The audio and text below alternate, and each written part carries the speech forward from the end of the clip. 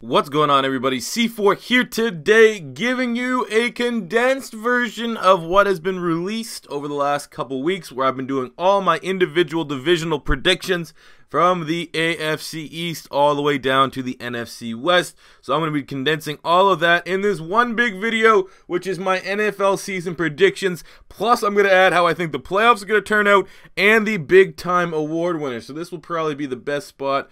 A summary, if you haven't watched them, if you only watched, for say your only division, like the team that your favorite team is in, you can get a kind of a feel, and I get your guys' season predictions in the comment section below. You can stack them up, you can stick your neck out on the line like me, and we can see who has pie on their face and who looks like a goddamn golden god when the season is done with their predictions.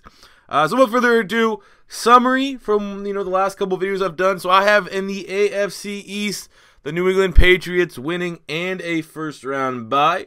In the AFC North, very tight, I had the Pittsburgh Steelers winning the division and the Baltimore Ravens getting a wild card spot.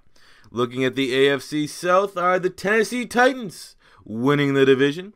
In the AFC West, I had the Oakland Raiders not only winning the division, but getting the second first-round bye from the AFC, with the Patriots and the Raiders being my top two teams.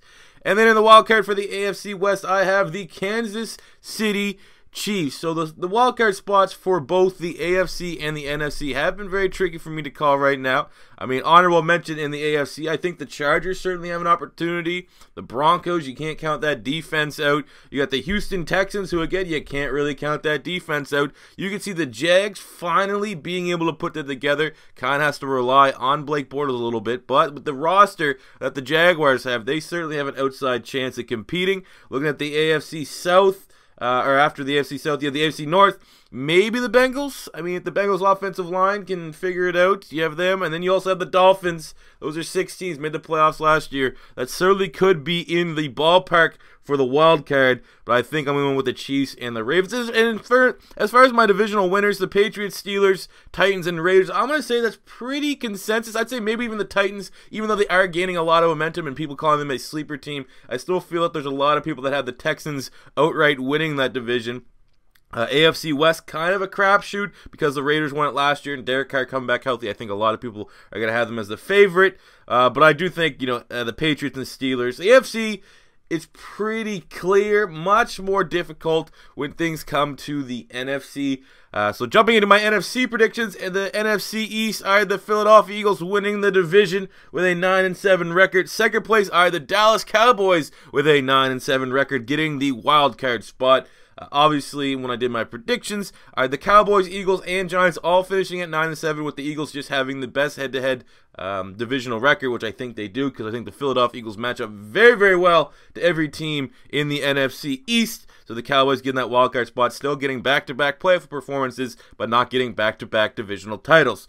Looking at the NFC North, we're going with the Green Bay Packers, who get a first-round bye. Like I said, I don't think there's any team in the NFC that seems like they're going to have an easier path to a bye than the Green Bay Packers. Incredibly strong roster from top to bottom. Sure, there's still some uncertainties, if you will, on the defensive side of the ball, defensive line, their secondary, to try to add some new faces there. But again, I just think, adding Martellus Bennett at the tight end spot, giving Aaron Rodgers yet another weapon, and perhaps actually figuring out the running back situation by drafting Jamal Williams out of BYU. I think the Packers are going to be very, very strong this year if they stay healthy. Look at the NFC South. I have the Atlanta Falcons winning the division and getting the second first-round bye in the NFC. I mean, they dominated last year, had very little roster turnover. Obviously, they lost Kyle Shanahan, but the fact that it really, off the top of my head, they lost Chris Chester, the guard, on the offense. Everyone else is coming back. They're going to be incredibly difficult to stop in what's going to be a very exciting NFC South. I have the Tampa Bay Buccaneers coming second in the NFC South and getting the second wildcard spot with the Dallas Cowboys. The Bucs are going to be good if Jameis Winston cuts down on his turnovers. Things are going to be looking nice there for you Bucs fans. And then the NFC West, I have the Seattle Seahawks winning the division once again. Maybe the Arizona Cardinals will be able to show some fire in what may be Carson Palmer and Larry Fitzgerald's final season in the NFL. I just think the Seattle Seahawks defense is too damn much for all those offenses there in the NFC West. So that means we have our full playoff teams there, not necessarily the seeds. So I'm going to give you my AFC champion and my NFC champion.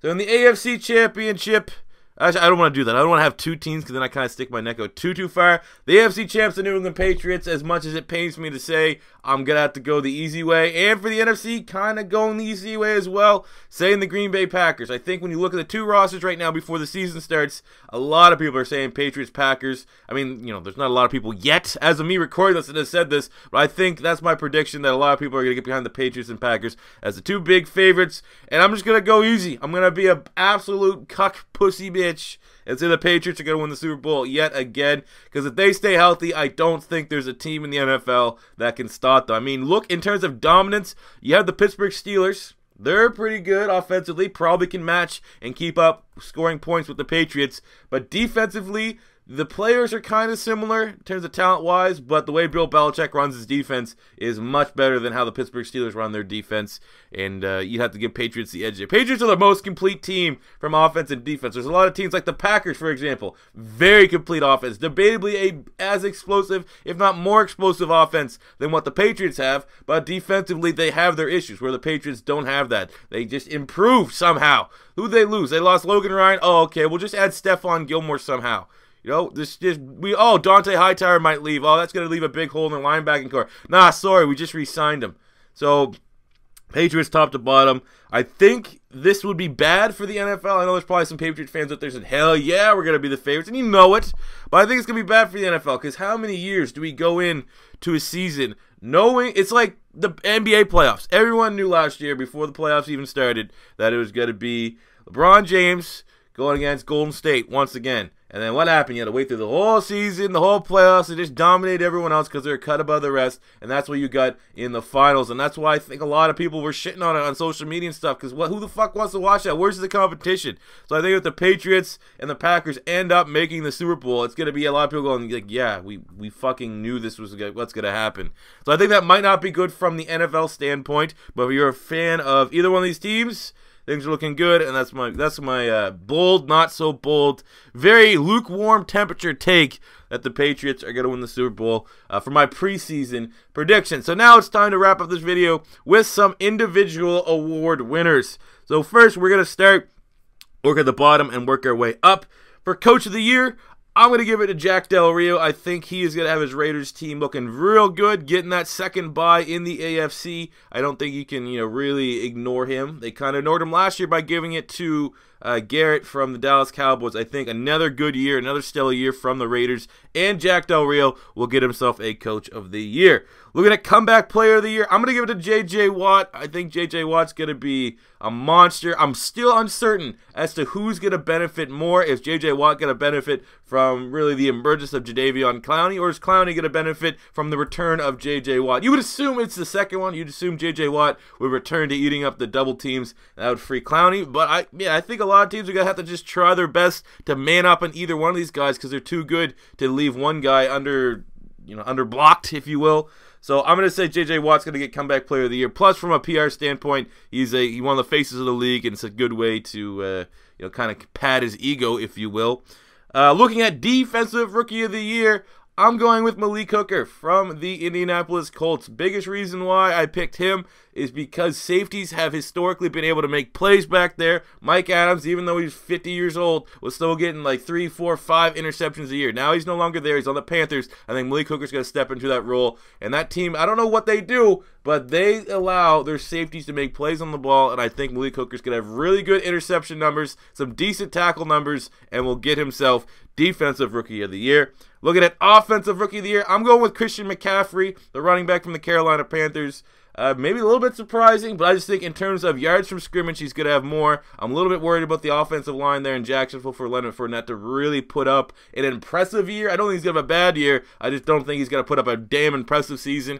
So like I said, I'm going with the yards from scrimmage with McCaffrey's touchdown numbers probably won't be very high, but he is my pick for Offensive Rookie of the Year. For Defensive Player of the Year, this one was the toughest one out of all of them. I'm going J.J. Watt. I want to put Khalil Mack again, but I don't know how likely they want to give a two-time, back-to-back Defensive Player of the Year. Then you have Von Miller. Maybe I'm still salty about Von Miller being number 2 on the very much doesn't mean a damn thing NFL Top 100. But more so, you kind of think like I was contradicting myself the whole time because I was like, defensive player of the year, is it kind of like MVP where like you have to make the playoffs, but that's not necessarily the case. I think J.J. Watt coming back, you have the bias that the league kind of goes, even though I like J.J. Watt, and a lot of times when the league has a bias towards a player, like look at just Peyton Manning, I hate those guys. And you could definitely say that the league somewhat has a bias to J.J. Watt. I mean, you know, debatably not. Again, I'm just contradicting myself all over the place because he didn't win the MVP the year that he should have won the MVP, in my opinion. They give it to Aaron Rodgers. But I think J.J. Watt is going to be my pick here for Defensive Player of the Year. It's kind of safe. I'm not happy with that. I'm not real happy with this pick, but I'm just going to go with the safer option that he will be able to bounce back from his back injury. Offensive Player of the Year, I'm going with Derek Carr of the Raiders. I think he's going to have a very stellar season. I think his interception numbers have certainly come down. I'm going to say he'll probably finish with around 4,400 passing yards, 30-plus touchdowns, low 30. I'd say between 30 and 34 touchdowns, but sub-10 picks, which is really the key here for Offensive Player of the Year, which essentially goes to like the second-best quarterback. That's usually how they work it out. And the MVP, oh, I hate this video. Now that this video is ending, I hate this video. MVP, I'm giving it to Tom Brady. I think too many weapons there for him. He's going to have really, really good year. They're going to have the best record. He's going to have top 5 QB stats, top 5 QB, best record. Usually 9 times out of 10 will get you an MVP award. So there you go, guys. That is my full NFL season predictions. Let me know if you agree or disagree with anything you heard here in the comment section below, as well as shooting me your own NFL season predictions. You know, don't be afraid to throw out a hot take here. I got oven mitts on. This is your first time stopping by. Don't be afraid to hit that subscribe button, smash the like button if you enjoyed. And until next time, C4 saying peace out.